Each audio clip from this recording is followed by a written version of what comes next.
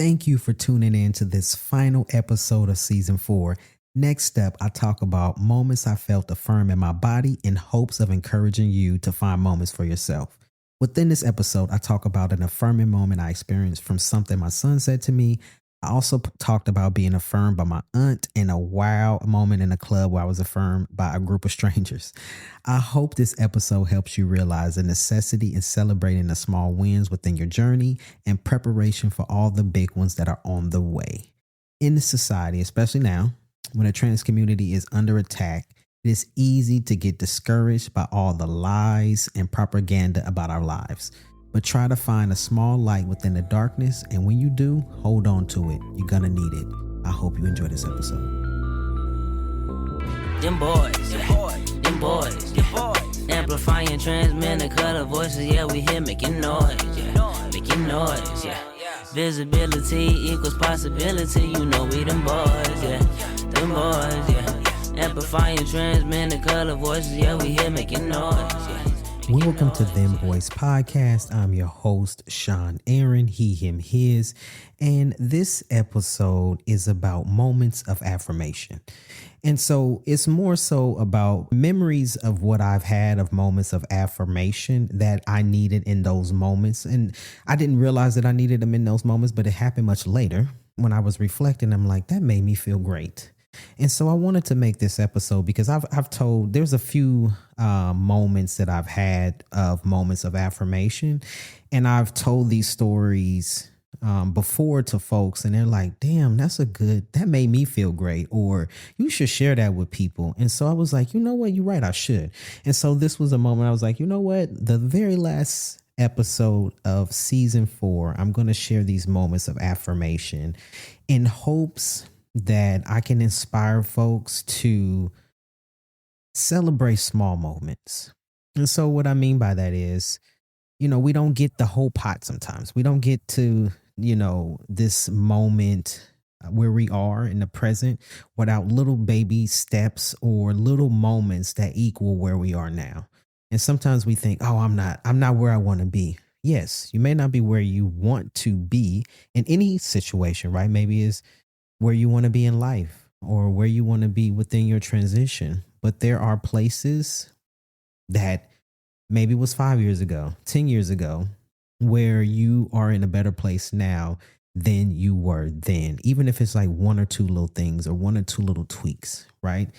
And this episode is separate and much different from episode 98 that I did before, the Collection of Encouragement series, part 1.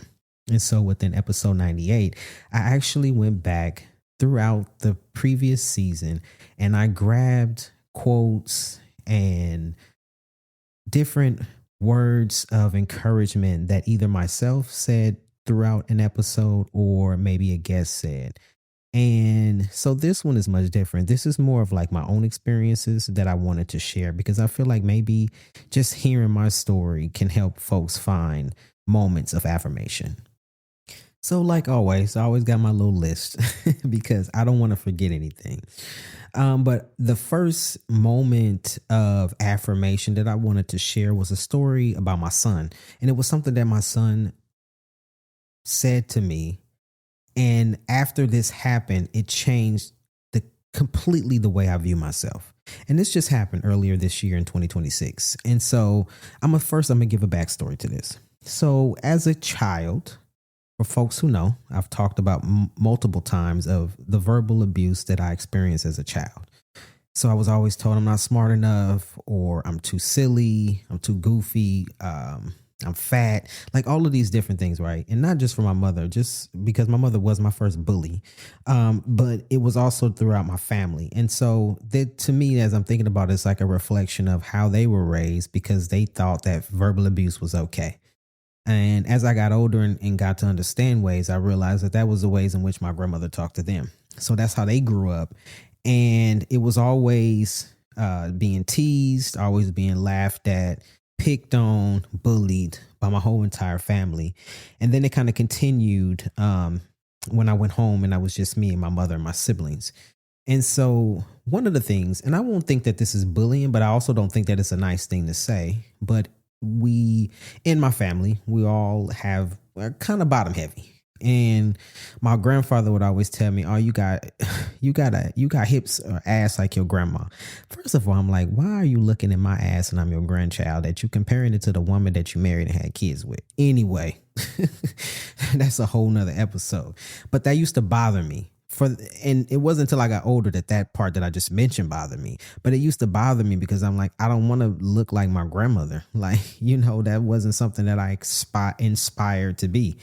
And as I got older, my cousins would always say, "Oh, you got grandma hips," or "We all got them hips from grandma."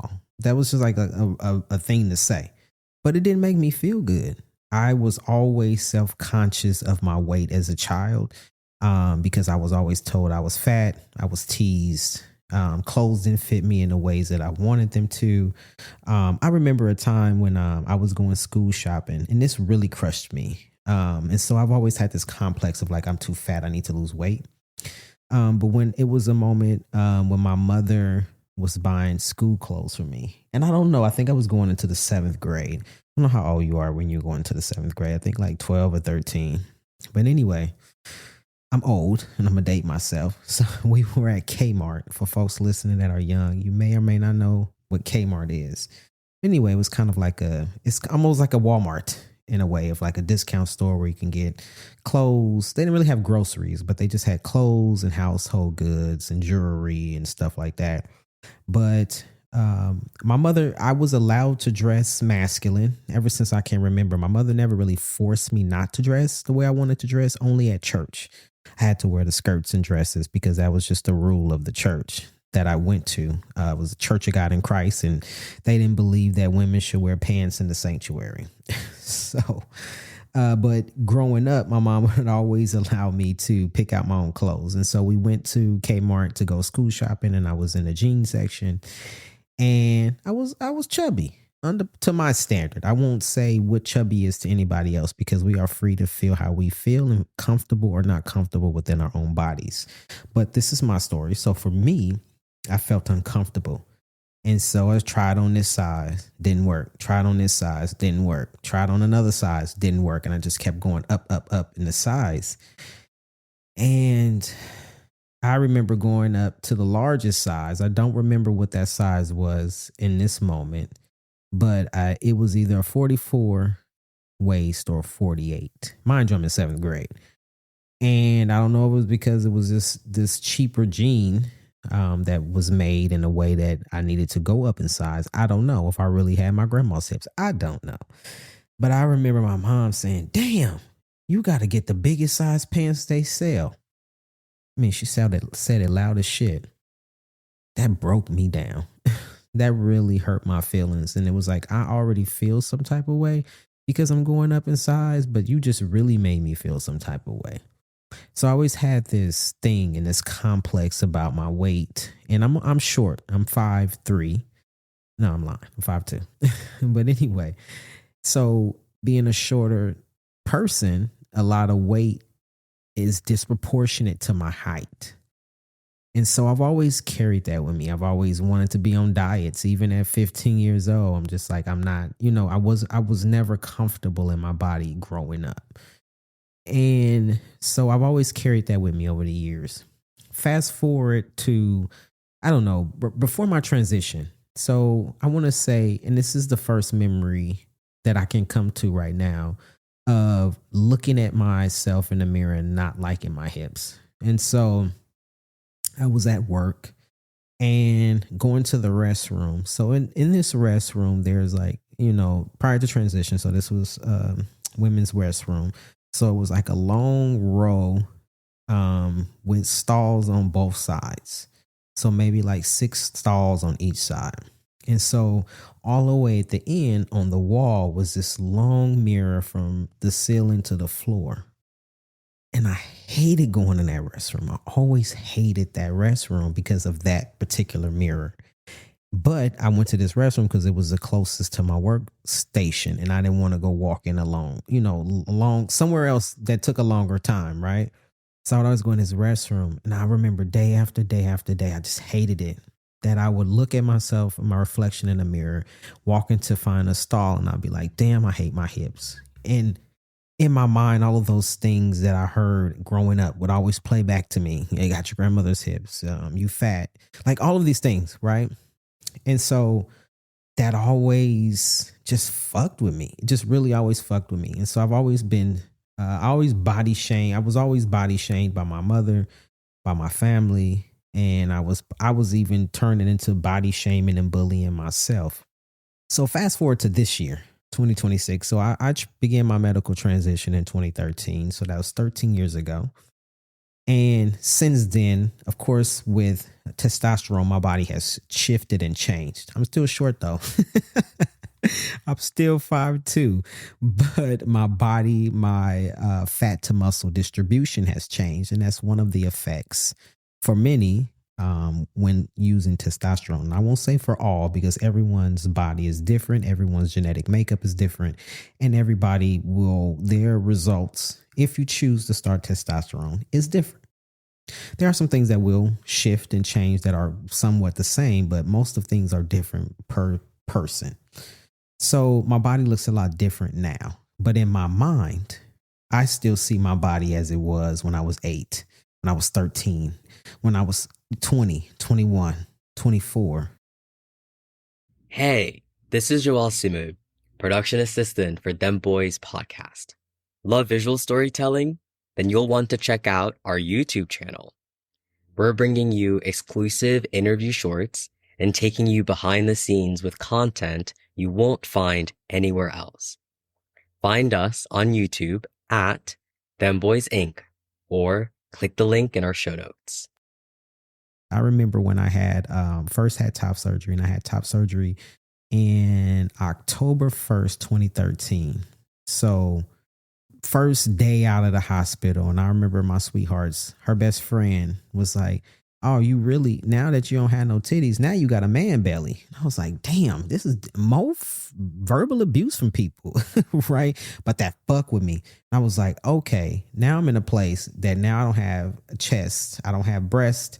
Now I can move weight in the gym in a way that I want. And I'm on testosterone, so I'm much stronger now. And so I worked hard on my body to get my body to where I became a little bit happier with what it looked like.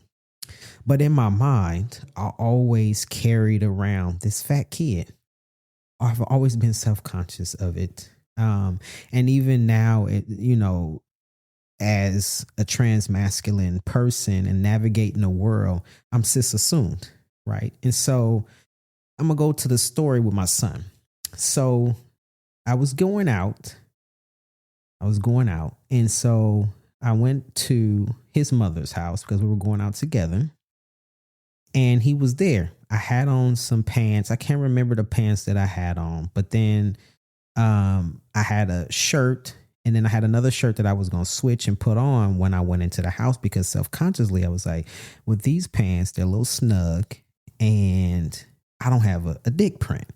Now that's my own choice. I've not had bottom surgery, and I'm very open with that.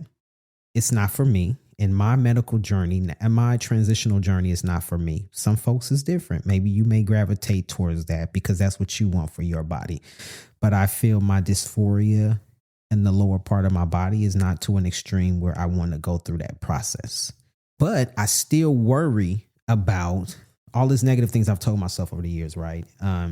About the hips. And now I know that as a cis assumed man, and kind of the command presence that I have when I step into rooms, and I've had this experience, the first thing that folks do is they look down into my lap to see what they can see. I don't know, whatever they want to see. I don't know. But I've had people talking to me and look down at the same time. So I'm self-conscious about that now too. So not that it bothers me into a way that I want to. And I've never been a packer. Have not been my thing either, right? And that's for me. So I'm going out. So I go to the house, and then my son, he's firstly joking. He like, "You always late." That's the first thing he said. I was like, "Okay, I'm ready to go, but I need to change my shirt." And he was like, "What you need to change your shirt for?" And I was like, "Cause look," and I'm showing him my pants. And I was like, "Look, if I don't change my shirt, I want to change my shirt to hang down past my zipper. So if folks look, they won't see that I don't have bulge there. And this is the moment that shifted me and now, mind you, I told you I've been thinking about this my whole life about my hips. And then as I begin to medically transition in the past, I start thinking of it in a different way of just a bulge or lack thereof. And he was like, Dad, you tripping. He was like, you look fine. Don't put that fucking shirt on. He was like, and so he got up off the couch and he was like, look at me. And he had on gray sweatpants. He said, look at me. And he was referring to me looking in his crotch area. He was like, look at me.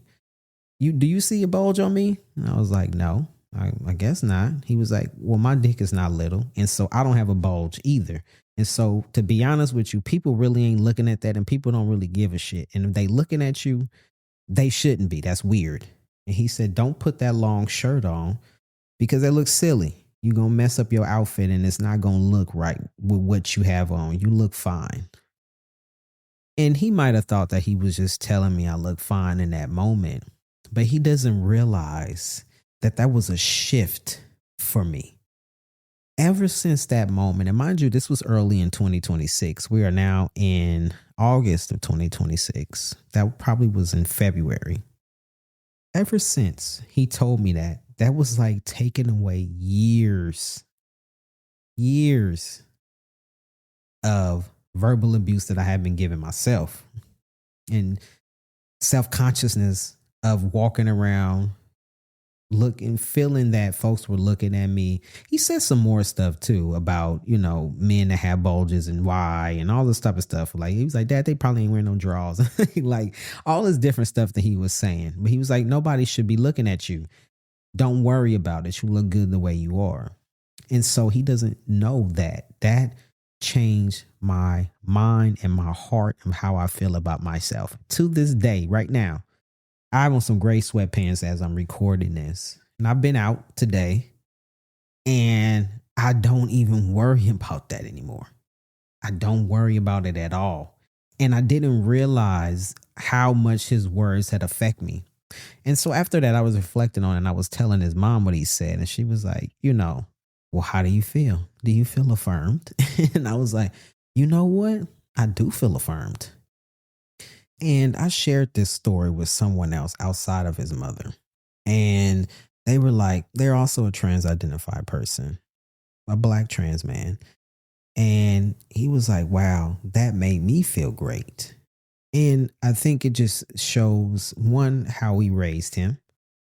And two, just how the world could actually be if people mind their own goddamn business. That's another thing, right? But it was affirming for me in that moment. And so I'm just thinking of moments in which you that are listening can celebrate those small wins. Maybe somebody told you that you look great in a shirt. Maybe somebody told you that your haircut looked fresh after you got it cut. Or maybe you was walking down the street and the Black woman yelled out, okay, skirt, or okay, plaid, right? And you like, okay. I mean, if you ever got a loud outburst out of the nowhere compliment from a Black woman, it's everything. Okay. So if you've ever experienced that, just think about those moments when you're feeling insecure within yourself or you're feeling self-conscious about yourself. Remember that moment when somebody complimented you and affirmed you in your gender and who you are, right?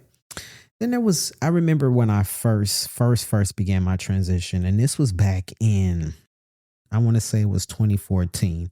So I began my medical transition in 2013, and there was a woman that I worked with. She is no longer physically with us. But this is a conversation the very last conversation that I had with her before she left my job, and eventually she passed like 2 months later. But I hadn't seen her in a very long time. Now, mind you, I've been knowing her for years. I've been working with this company for about 20 years, 20 something years to this day, 20 something years. But back then we had been working together for like 10 years. And I remember I planned out my transition with work actually. And so I always worked the morning shift. And so I didn't know many folks on the night shift. And so I planned my transition according to my schedule. So we bid for our work schedules every 6 months. And so, like I said before, I started T in February of 2013. Our bid to change shifts was scheduled to change in September of 2013. I had my top surgery October 1st of 2013. And so mid-September, when our schedules changed, I switched from days to nights. But when the schedule changed, I went on vacation for 2 weeks.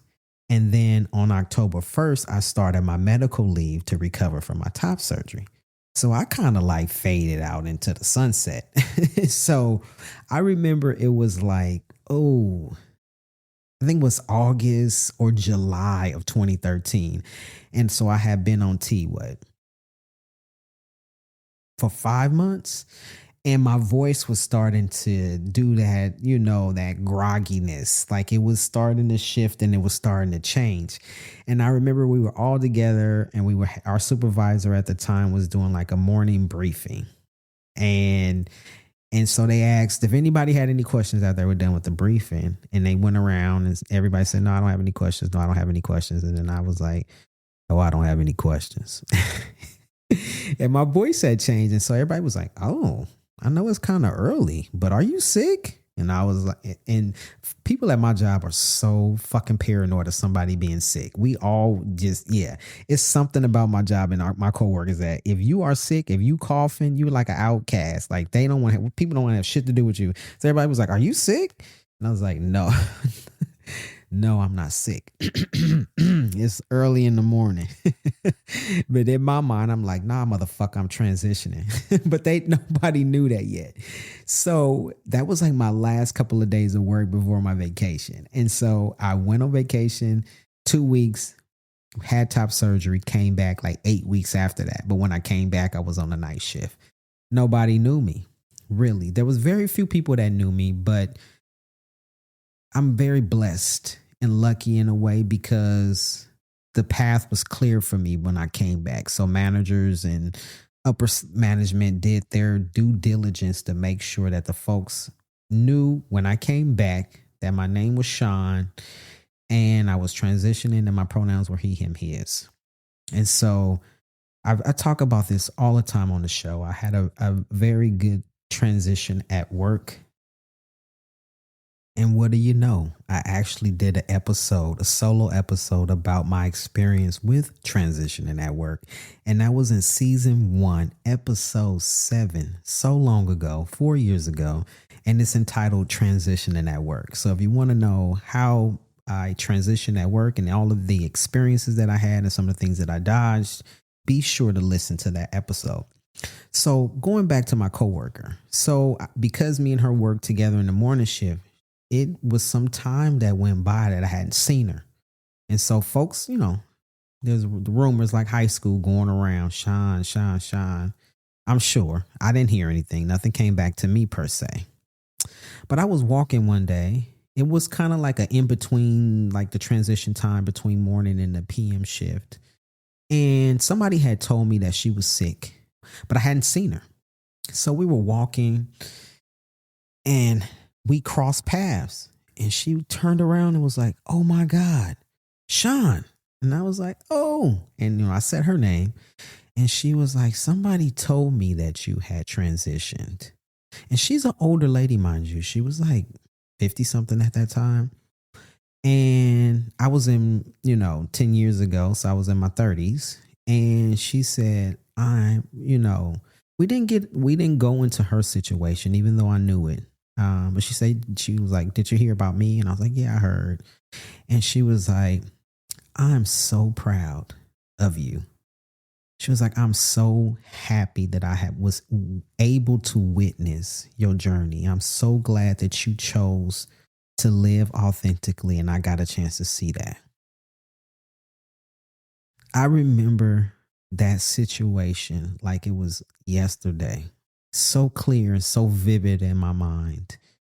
And I was like, oh my God, thank you. I really appreciate that. That was so affirming.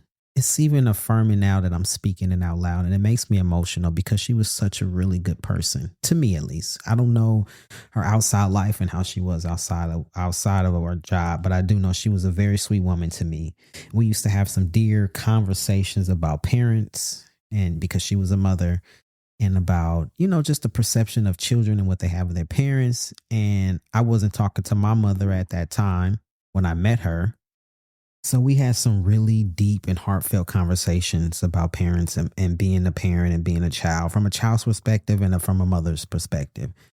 And that was so affirming in that moment. It made me feel really, really great that to be seen by somebody that, just heard about my transition through the grapevine and didn't really know and understand until she actually saw me. But she took the time to affirm me, even though she was going through some shit. And I don't know if that's people say like a come to Jesus moment when you like know that your time here is limited.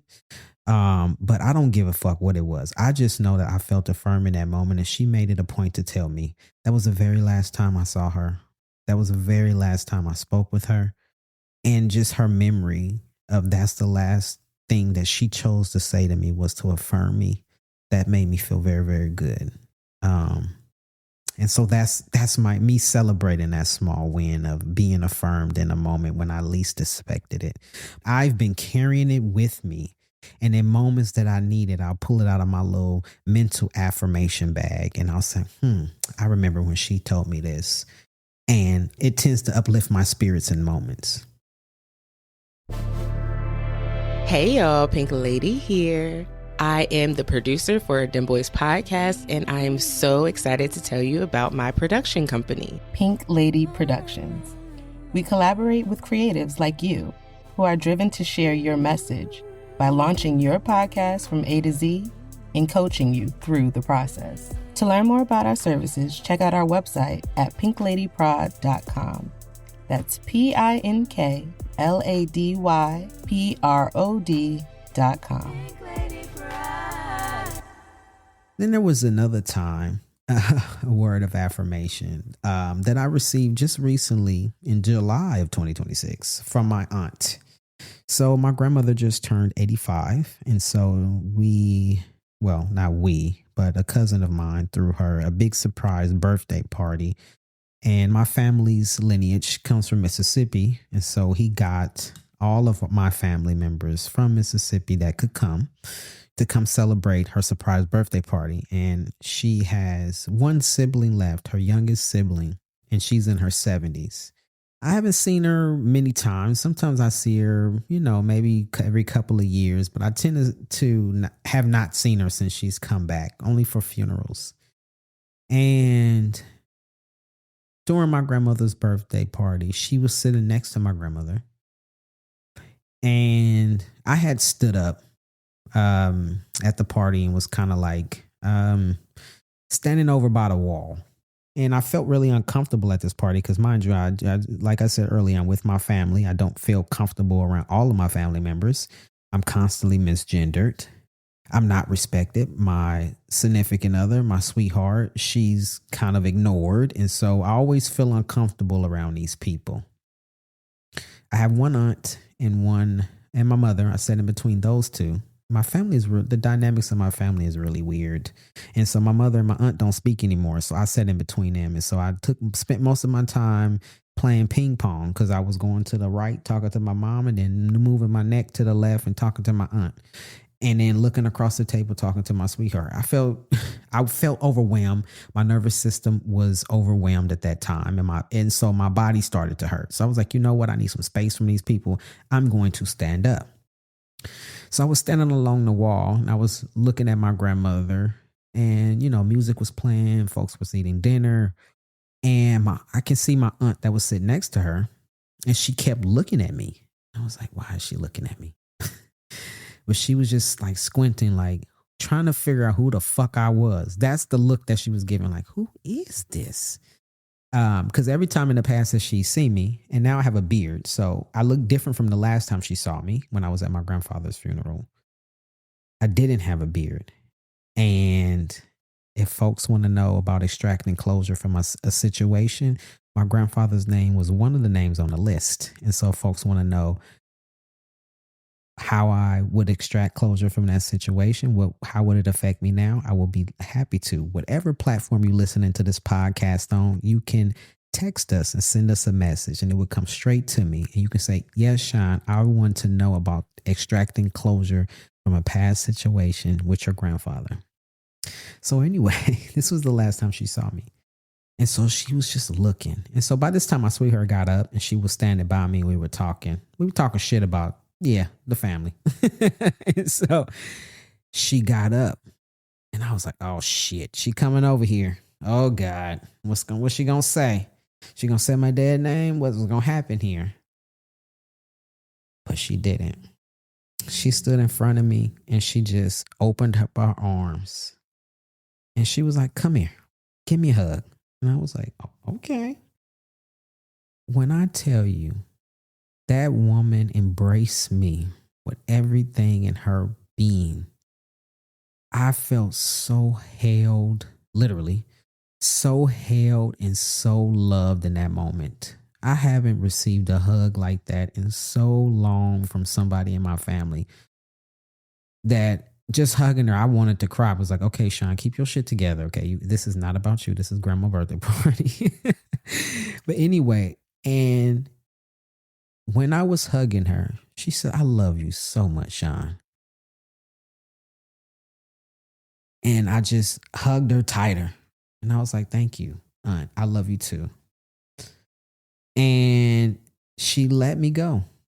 And then she walked next to me, to my sweetheart, and said, give me a hug too. And she gave her the same beautiful embrace that she had given me. And she said, I love both of y'all. And then she said, don't be a stranger. We had a small conversation about not being a stranger. And then she walked back to the table and said about my grandmother. And my sweetheart looked at me and she was like, she always asks me this, do you feel affirmed in this moment? And I said, you know what? I do. And that felt so great to just like get that embrace. And people say, oh, I'm old. I can't grasp pronouns. Oh, I'm older. I don't know about that shit. No, there is possibility. And if you have the willingness to change, it is possible. People choose ignorance. People choose not to embrace other folks and their identities and their journeys because they don't want to. It has nothing to do with age. Now, mind you, some folks, maybe, but not everyone. That's a choice that is made. And so this hug from my aunt was so affirming, so warm. She had the softest skin and it was just an embrace that I did not know that I needed. I felt like she was hugging my 10-year-old self. She hugged me so good. And this is another one of my small wins, I feel like, in my bucket of affirmations that I can pull from at times when I'm feeling that I need to feel love. I can reach back into that moment and say, I remember that hug that my auntie gave me. And I feel loved and affirmed. 2026 marks 10 years of Dem Bois Inc. That's 10 years of community care, 10 years of leadership rooted in love, and 10 years of turning visibility into possibility. And so to honor this milestone, we've launched our 10 for 10 campaign. You're like, Shawn, 10 for 10, what's that? So we are inviting you, our listeners, our supporters, our allies, and other folks in the community to give $10 a month to help sustain the care, leadership, and visibility that trans men of color deserve. And so 10 years is a very long time, right? That's a decade. Can you imagine raising a child for birth and then looking at them at their 10th birthday party and being like, wow, you've watched so much of their growth within that 10 years, right? That's the same for us. And so Dem Bois Inc., over the 10 years, we have done a lot. And so we have provided gender-affirming surgery grants to trans men of color to obtain gender-affirming surgeries. We started this podcast. We are now in season 4 of the podcast in 2026. We created our Visibility Equals Possibility merch. We partnered with Emilio and Zion, both trans men of color, to design what visibility equals possibility means to them. And it's reflected in our merch. We also partnered with the Black trans man, Mola Flow, to create our theme song. And that's the music that you hear every time you tune into Dem Bois Podcast. We've done merch. We've done partnering. We have delivered care packages to trans men of color in need of personal hygiene items within our community. We have done a lot in 10 years. And so imagine what the next 10 years will look like. Donating $10 a month says, I believe in this work. I believe in the future of trans men of color, and I believe in what comes next. And so if this call resonates with you, join us today. And we've even made it easy. You don't even got to go anywhere. Whatever platform you're listening to this episode, go ahead and open up the show notes. And from there, you will be able to click the link to start your contribution to our 10 for 10 campaign. Your monthly support helps ensure Dem Bois can continue showing up for our community with intention, care, and impact. So thank you for listening and thank you for believing in our mission. Okay, and I'm going to get out of here so you can listen to this episode. Take care. Then there was another moment earlier this year in 2026. Damn, I feel like I'm getting all my affirmations and all my love in 2026. It's been a good year for affirmations. But this is one is more funny because if folks know me, I'm a storyteller. If you've ever listened to any of my episodes, I'm a storyteller. I'm a joker. If you know me in person, I fuck around all the time. I'm barely serious. I'm funny. I just love to be silly. That's just a part of my personality. But you have to really, really, really get to know me for me to let my guard down in order for me to be really silly. But I'm goofy and I like to fuck around. And so I'm minding my own business. I had went to travel to Arizona and I was in a club. And so it was late at night. I don't know what time it was. I mean, whatever time club hours are, right? It was late at night. I was at the club with my sweetheart and we were chilling, relaxing. We were outside in the smoking section. Mind your business. Don't worry about what we were smoking. But I was smoking a cigar. That's what I was smoking a cigar. And there was a lot of people there. A lot of people of color. Just a lot of black folks, few sprinkles of brown and other folks there. And I was talking to some random ass dude. He just started talking to me. I have no idea who he was. He just started chit-chatting with me. I don't even remember what we was talking about, but we sat there talking about 10, 15, 20 minutes. My sweetheart had went off to go talk to somebody and she left me with this man and we was just talking. I have no idea what we was talking about. I'm trying to remember. I just can't. We were just talking about, we were just shooting the shit, really. Just talking. And there was a group of people who he was with and they had went back inside the bar because the bar, they were selling food. And so people were just doing their own thing in and out. You smoke, you go back in, you dance, you eat, you whatever, get a drink, whatnot. And so then he stopped talking and, he was doing his thing. He was like, okay, I'm about to go inside and play pool or something he was saying to me. So then the rest of his friends came outside. And they was talking to him. So I had kind of fell back behind him a little bit. And they was like, who you talking to? He was like, oh, I'm talking to such and such. They was like, nigga, that ain't such and such. He was like, wait, what? So he turned to the side. And so they all started laughing. And so the dude was like, bro, talking to me. He was like, bro, do you know you look like, I'm going to make up a name, Kevin. They said, boy, that ain't Kevin. He like, oh shit, I thought that was Kevin. So this man talking to me, that's why I don't remember what the fuck he was talking about. Cause he talking about some shit like we knew each other. So I'm supposed to know what he talking about, but I really don't know what he talking about. So he drunk and he talking to me cause he think I'm Kevin. I ain't fucking Kevin.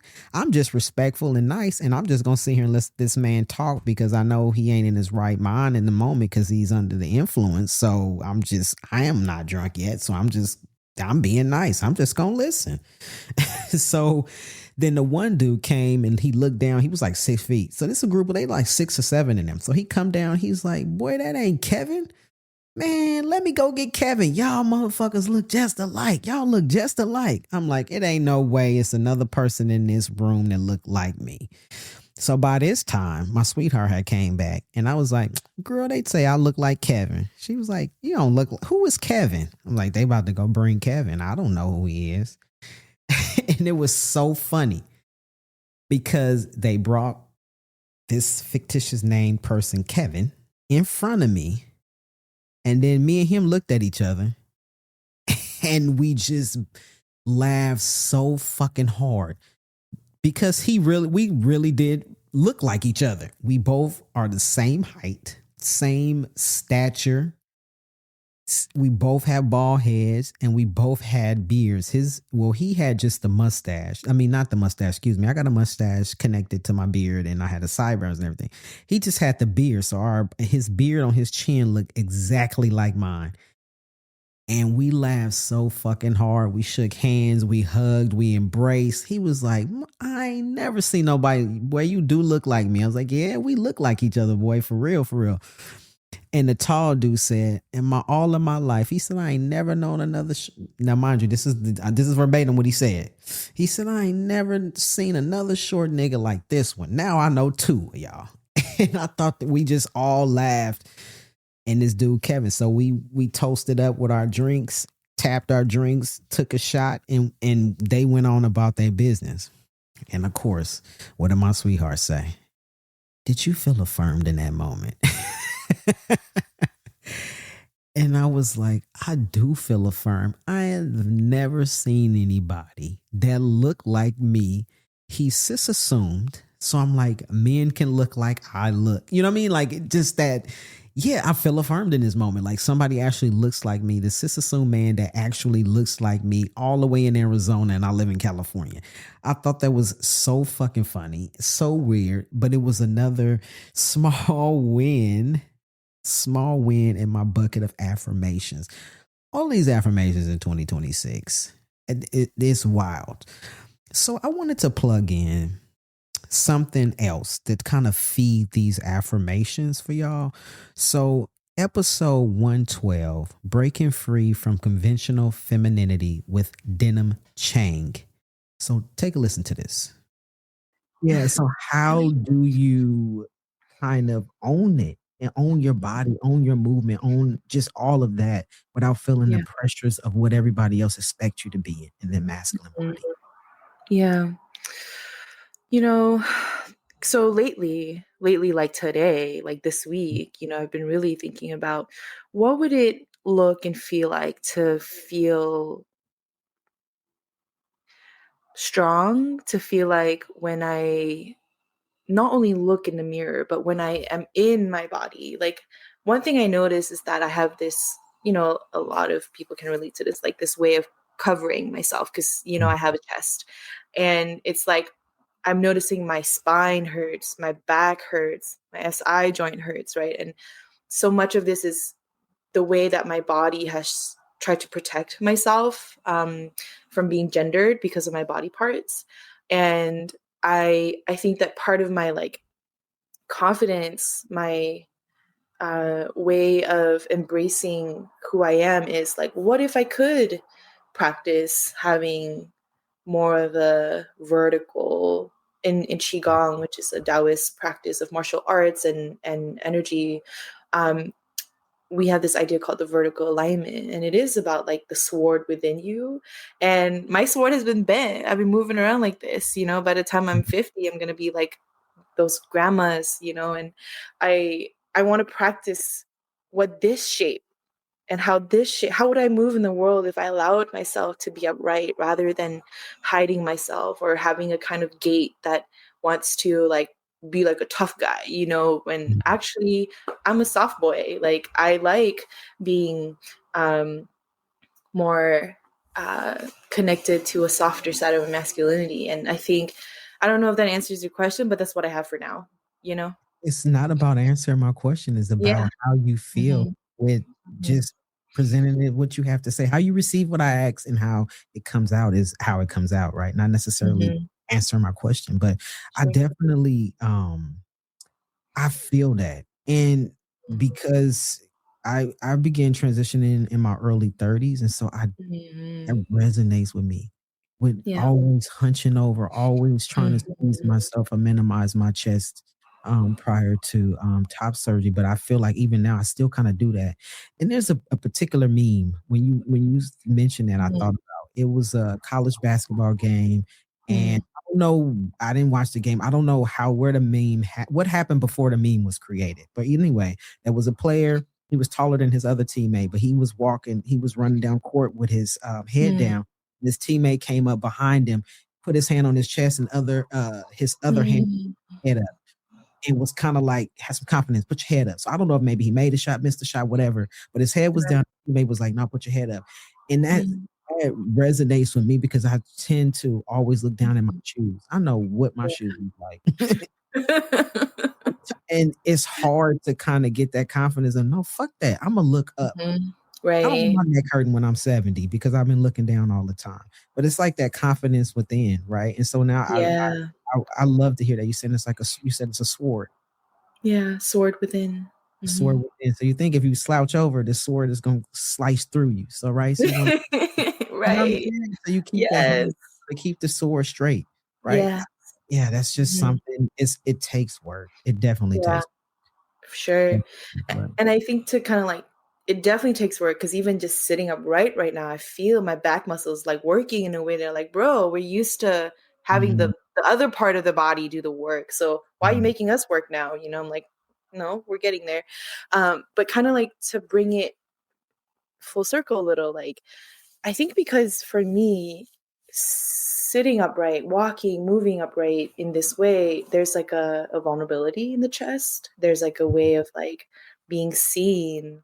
Sure, I have a physical, fat on my chest. And I think because my heart had so much shame, my heart space, right? Like the area of my heart had so much weight to it, burden to it, that it felt life-threatening to have my heart be so open in this way. There wasn't enough, I think, protection for my heart. There wasn't enough recognition of my own heart and the shame that was there to even allow myself to want to be upright. It felt safer to hold and to hunch and to hide, to collapse on myself because of the amount of pain that I held here.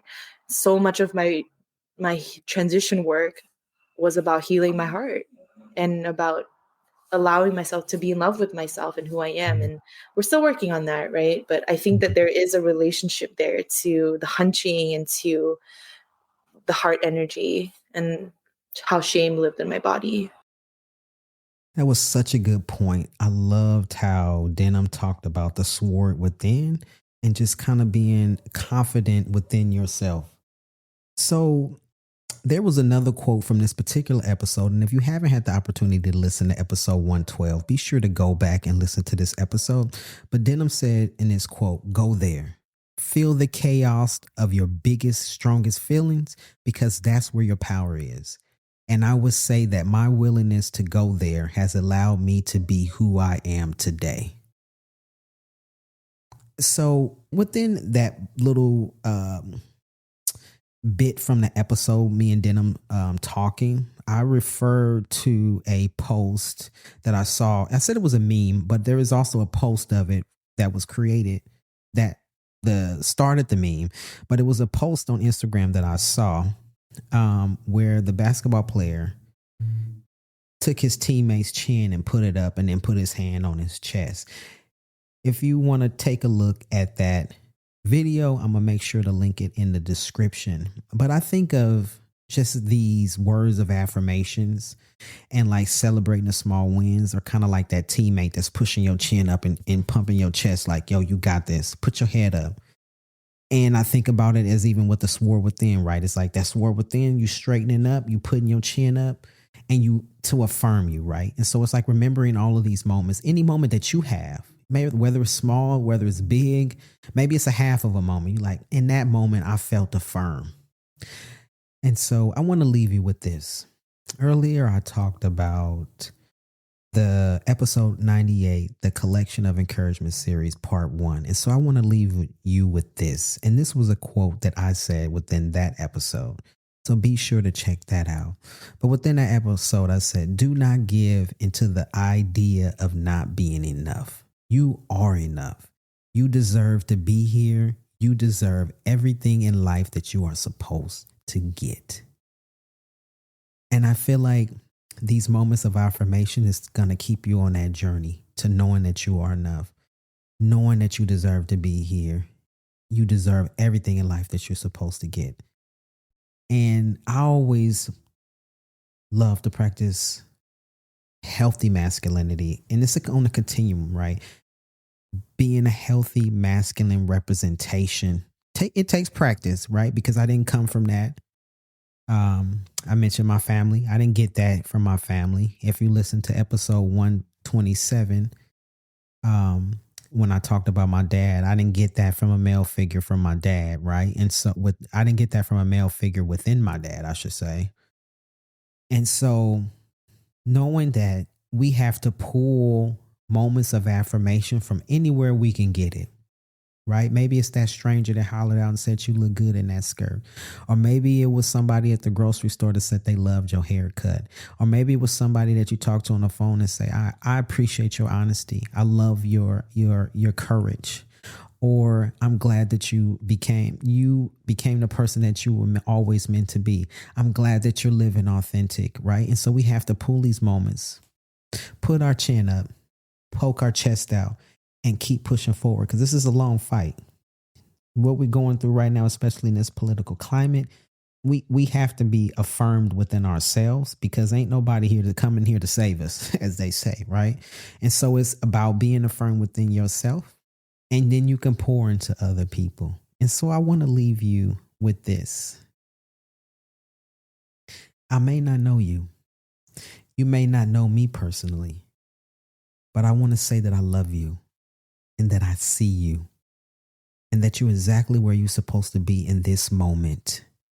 And your trajectory is only going to get better from here.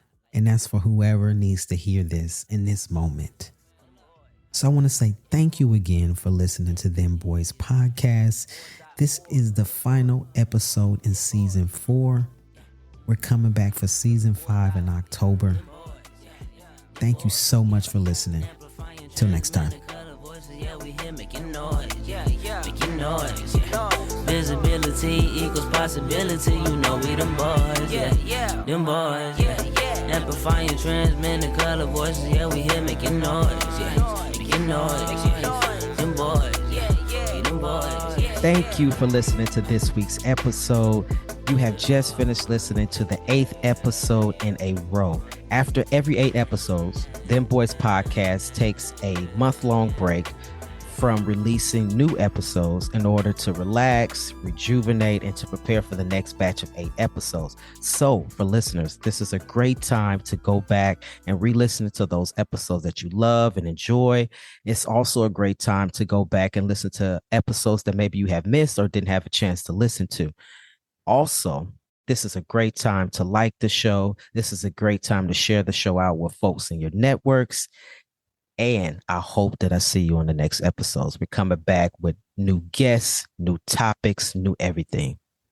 Take care. Until next time.